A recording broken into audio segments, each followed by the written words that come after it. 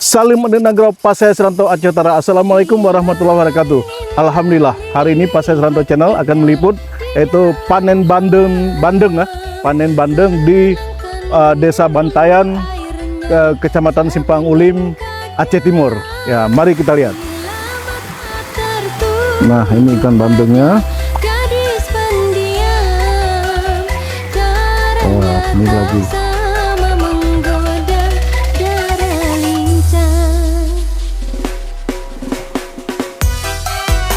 Di daerah tambaknya di Desa Bantayan, Kecamatan Simpang Ulim, Kabupaten Aceh Timur. Nah, ini bandengnya lagi kelaparan nih. Wah, luar biasa.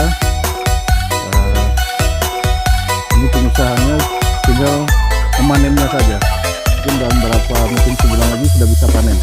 Jangan dulu, janganlah diganggu, biarkan saja, biar duduk dengan tenang, senyum dulu, senyum dari jauh. Kalau dia tersenyum, tandanya hatinya mau.